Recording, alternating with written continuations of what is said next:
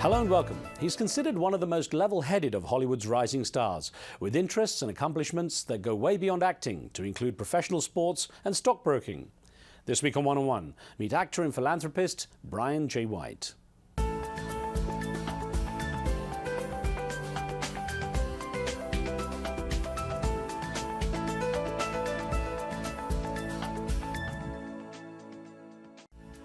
From an early age, there was a twinkle in his eye that said he would not be satisfied with a normal pace of life. Brian J. White was born into a family where athletics was a part of everyday routine, starting with his father, who played basketball professionally. But it was also a close and warm household where education played a major role too.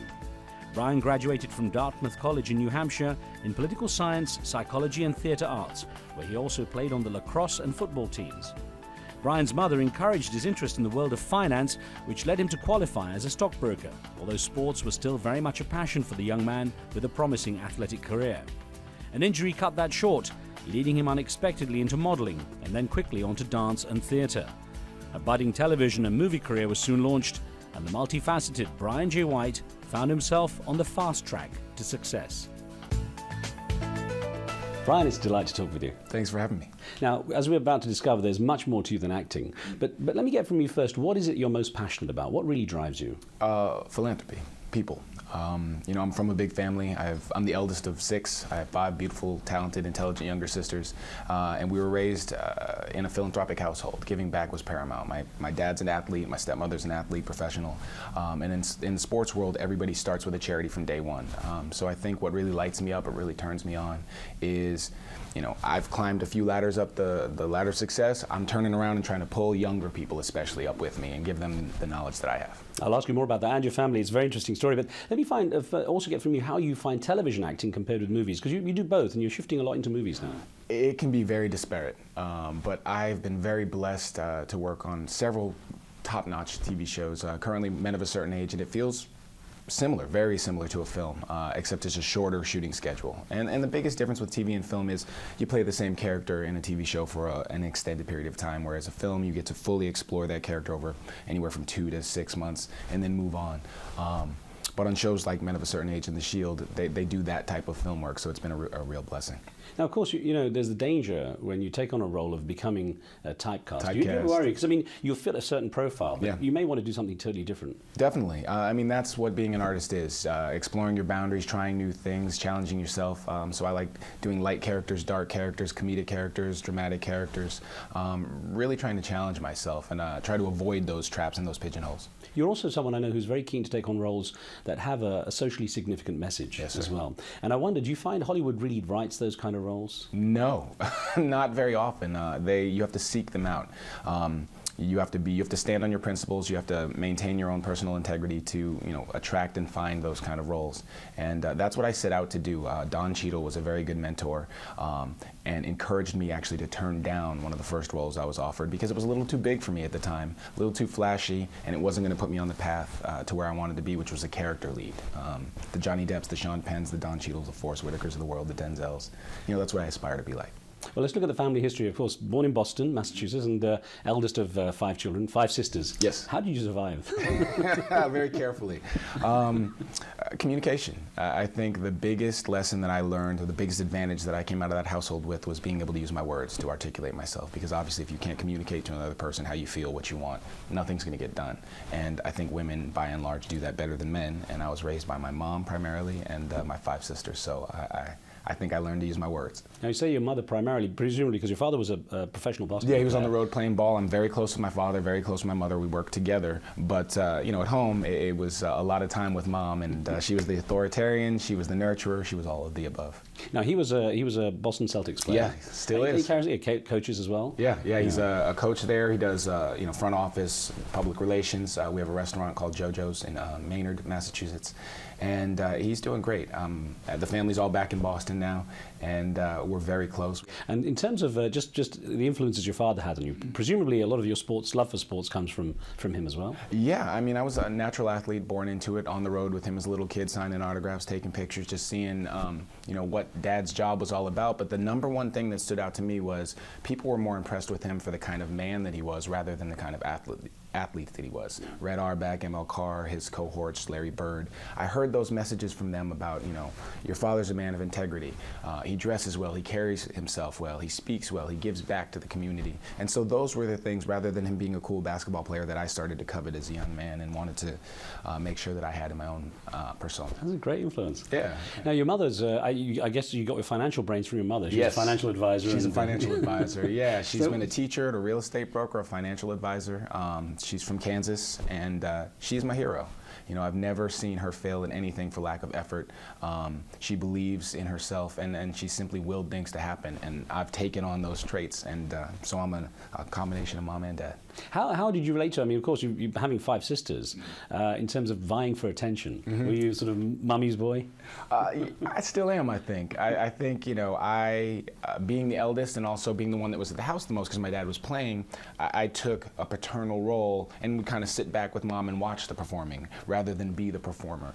Because you can't out-compete 5 younger girls. You just can't do it. And I think I learned that lesson quickly and had to pick and choose my battles, pick and choose my moments to try to shine. And it was a good experience. Now, of course, you were good academically too. You went to Dartmouth College in New Hampshire, and you studied political science, psychology, and theatre arts. Yeah. And that's also the time you started playing lacrosse and American football as well. I was playing before that, but that's where it really kind of took off. That's when I became aware that I could go to the next level in both sports. And it kind of was a time that I had to sit down and think about what I wanted to do, because I always wanted to be a big athlete. I was going to go to one of the larger sports schools, but Red Auerbach and especially my mom kicked my butt and said, look, your education comes first. And my dad and Red said, if you're good enough at sports, they're going to find you no matter where you are.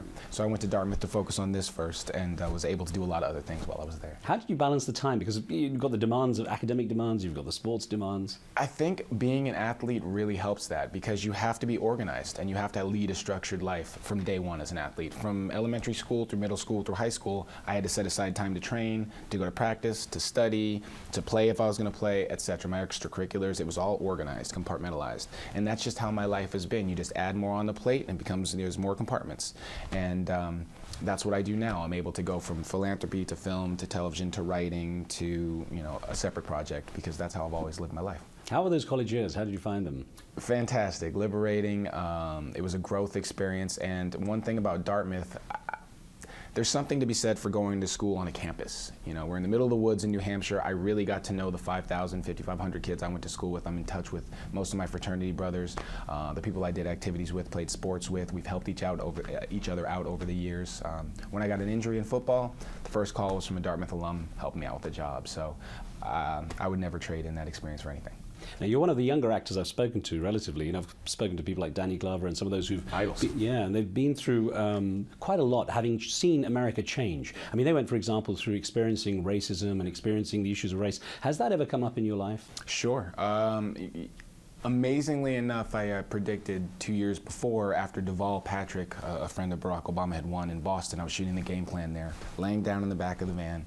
And the Teamsters, there was an Irish driver and an Italian driver, were just praising Deval Patrick. And I was laying down in the back. I was the only African-American minority in the car. I sat up. I was like, am I in the same Boston? This isn't like when I was a little kid, this would never have happened. We're in Southie, which was a historically not so open to people of my tone. And I was staying in a hotel there. I was being met with grace and kindness and warmth. And people were talking about the man, not the black man, the man and his politics and what he was bringing to the state, and everybody was embracing that.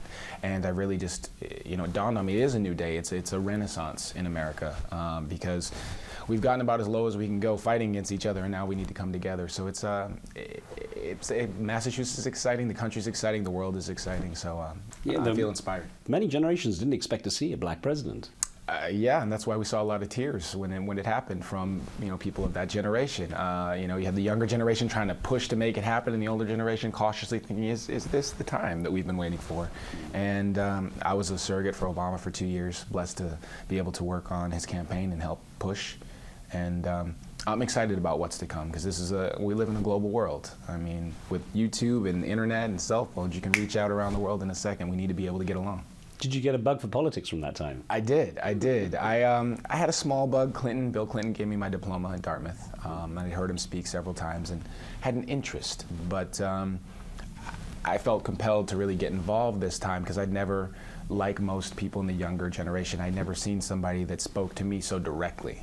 From his life experience, from his background, from his makeup, from his ethnicity, to just what he was speaking about issue to issue. It doesn't feel good to me necessarily to go into my wallet and pay more taxes, but the bigger concepts speak to me, and I think that that's what's most important.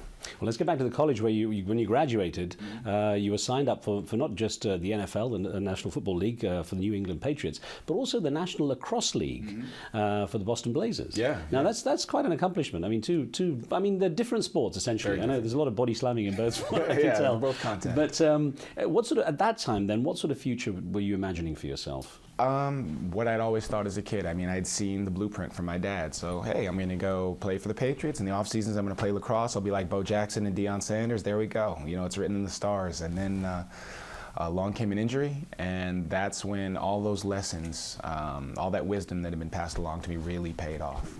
What happened to the injury? I tore a hamstring. Tried to rehab for a while. Went to the NFL Europe, which is their kind of like developmental league, still exists.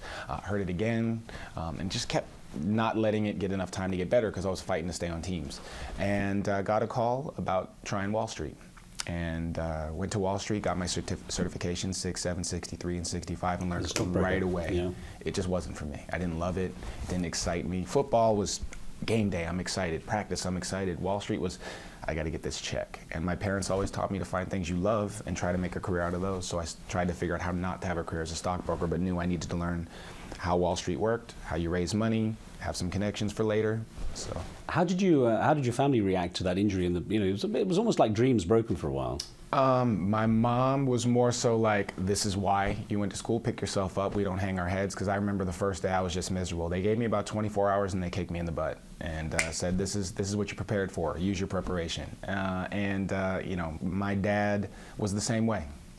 So they were very supportive, warm, and encouraged me to keep it moving. Well, your life took some interesting turns. I'll get onto that in just a moment. We're taking a short break here. More one-on-one with Brian White in just a moment.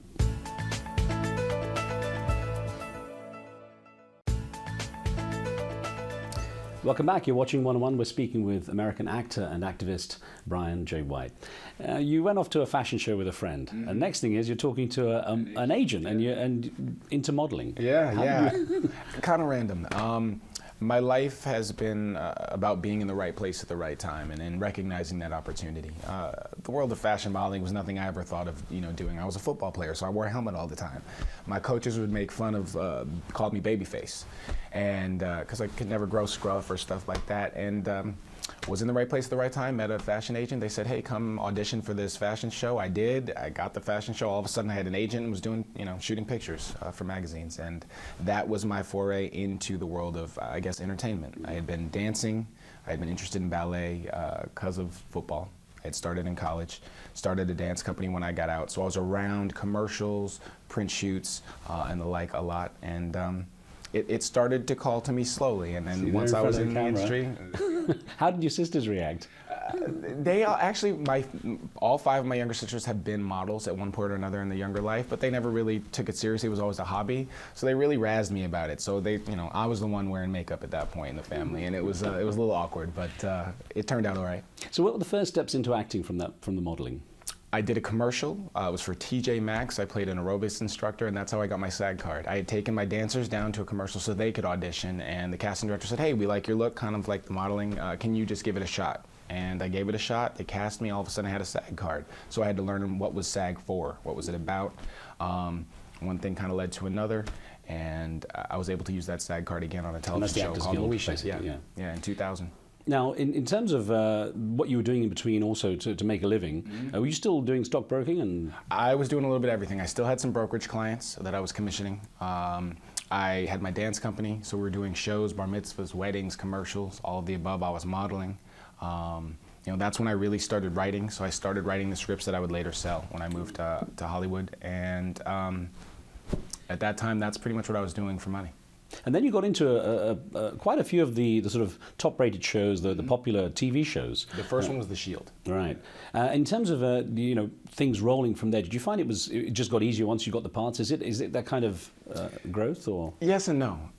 You have to have something to get something. Like that first television commercial helped me get the next job. That next job helped me get the job after that.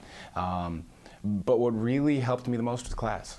I really, Don Cheadle pulled me aside and some other people that I look up to and said, look, it's just like sports. You don't put in the work, you're not going to get the results. As an athlete, you went to the training room, you ate off the training table, you watched your diet, you watched your weight, you got out there on the field and worked. You got to get in class, you got to get in comedy class, you got to get in technique class, you got to go take some more dance classes. You have to be a true artist if you want to be, have any kind of longevity. This is Don Cheadle. Yeah, this is Don Cheadle and a host of other, people that I started listening to right away. And that's what I did. So I turned down some of the bigger roles and just went to work trying to learn, what does an actor do? What skills do they need to have? Did Don Cheadle try to teach you his London accent, get you talking like this? No, he didn't go that far with it. He's a family friend, so it was just some beginner's advice to me, and it stuck with me. So he's one of your mentors. Who else mentored you? Michael Chiklis is a huge mentor. On The Shield, that's really where I really learned in practical terms how to act Hollywood style. Michael's from Boston. He really took me under his wing right away and was just open with me. And I remember my first episode had a really heavy scene, and I'm a new kid, and Michael was very gracious and helpful there. And the other person that I really have to give up to is Bernie Mac, and it was for demonstrating how you're supposed to carry yourself at the highest levels of success, because he was the same guy he was 30 years before, had the same staff around him, telling the same stories with them, same relationship. He just didn't change. And a lot of people in Hollywood and entertainment turn it on for the camera. You walk in the room, you see one person, the camera goes on, they're like, hey, that's not Bernie Mac. And comedy doesn't need to be turned on, personality doesn't need to be turned on, grace doesn't need to be turned on. It's just always there, and that's why he's the person he was and is and will be forever. And that's a message that also sticks with me. What's the most challenging thing you've found about the acting world? Everything that isn't acting. I mean, the mechanics. Yeah, we do the acting for free. We get paid for all the other stuff. I think 1% of my job is acting. The rest of it is auditioning, traveling, looking for work. It doesn't sound as glamorous as everyone thinks it is. It's not glamorous at all until the cameras are rolling or it's red carpet day, the premiere night. The rest of it's really, hard work. And any given day, I think 99% of our union's out of work. And, talk about unemployment. But you have been busy. As you said, it was quite early on in your life. You formed that, the Funk Phenomenon Urban dance group, which is actually a professional dance theatre and a community sort of support organization too. Yes, it's a nonprofit. We have about 300 students. We're located in Everett, Massachusetts. When I was playing for the Patriots, I partnered with Riz Khan. She was a cheerleader, choreographer, and before that, a professional dancer and singer. And she'd just never been able to get back into what she loved to do. And I wanted to help her. I believed in the concept of edutainment, which was educating through entertaining. And I had lots of programs come to school as a kid, and I remember whatever I was feeling, I would see it on the stage and immediately start talking about it with the other kids, and it would get us speaking about our feelings. And we wanted to replicate that process. And you're seeing a positive response to that? Hugely. My sisters are members. Chelsea and Everett are lower income areas. And so we bring in kids that are sometimes at risk, we give them a safe place to be, and we give them artistic programming that elicits dialogue from them. And so we're just trying to shape and change their minds for the positive, give them sounding boards and adults that care and want to talk to them, and then share with them what we love, which is art and especially dance. It's tough. I mean, as you say, if you come from a sort of loving environment and a relatively, affluent background in the sense that you've had comfort, to see kids, obviously are struggling, how do you stay positive? Because it can be quite tough as well emotionally. I come from both. My mom's side of the family was more affluent. My grandfather owned mortuaries, 13 of them. He owned a golf course. He was one of the first black people to own a speedboat. Golf course, needless to say. And then on my dad's side, they're church folks. Love God, not a lot of money, from St. Louis. And so I've seen, the poorest poor and what would be called erudite, and basically taken from both sides, and I'm somewhere in between. And I think that's what the world is. We have to take a little east, a little west, a little of every culture and kind of mix it up, and that's the middle ground. And I think as a person, I've tried to stay a little bit towards the center. In terms of the kind of roles you want to play, what would you, if you could cast yourself, what would you take on? Films with a message. I like, the more I can do in one role, the better. Enemy of the State, The Firm, Philadelphia. Those are 3 films by iconic actors that I'm a huge fan of, and I don't see being made anymore. They kind of simplify them. I remember feeling proud, when those guys would would have their heroic moments, and I'd jump up and down on the bed as a little kid, and I don't have that same or see that same reaction. So I'd like to create films that where my co-stars are representative of the world that I see out there. I see a lot more, you know, brown and Asian and Indian, and you know, that's my neighborhood. Across the street is an Indian family, to my left is an Asian family, there's a Caucasian family, and there's a gay family that lives across here. I want to see that on screen, you know, and so.